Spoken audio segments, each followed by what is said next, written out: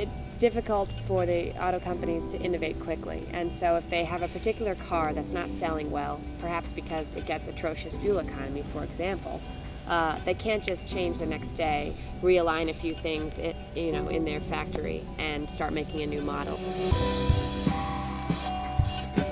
The auto companies are just waiting for the right consumer demand, but they have the technology available. They just don't have the will to reform their cars.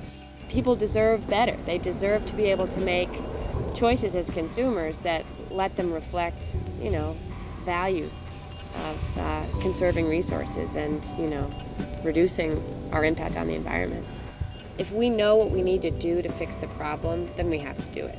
It may be an overwhelming problem, and we're trying to fix it by degrees, but we have the tools, and we just need the political will. And that's where I can come in, and we can come in as young people.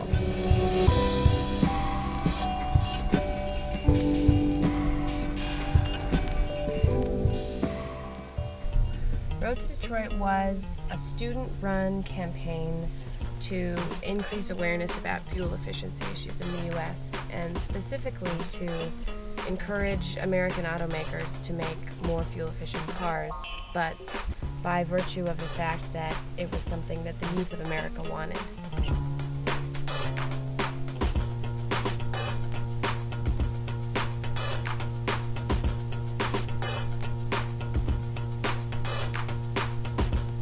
We did that by initiating a clean car pledge, and signers agreed to not buy a car unless it was made in the U.S. by a unionized auto company and got at least 40 miles to the gallon. We gathered about 13,000 signatures on that pledge throughout the course of last summer. And then we delivered them in front of the original plant where Henry Ford manufactured the first Model T on a large scale. We had the bus, which was 7 people touring the U.S., doing all the driving, doing all the events, and getting all the signatures.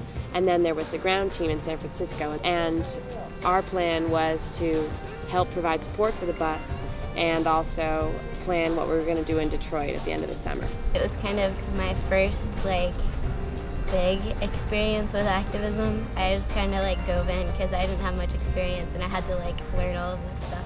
On a bus tour, any day a bus could break down, you could be out of fuel, you could not have anything on your itinerary, get no press. Every day you have to be ready to shift your strategy. But always keeping your eye on a strong vision. If May and the support team hadn't been there, we wouldn't have got hardly as much press as we did, and all the places we stopped, we would have been a lot less effective. May works too hard most of the time. Try to get her to relax, but she likes calling people and she's very good with media. I really don't know how she does it. May is definitely a very confident person, and especially with her speaking. She's very quick, and she can really think of what matters, what needs to be said. Going to Detroit was, above and beyond the events we had. It's an incredibly impactful city. See the city itself and how it's declined, and you can't help but be moved and want to do what you can to help the situation. The month after we left Detroit, Ford announced it was going to increase its hybrid production.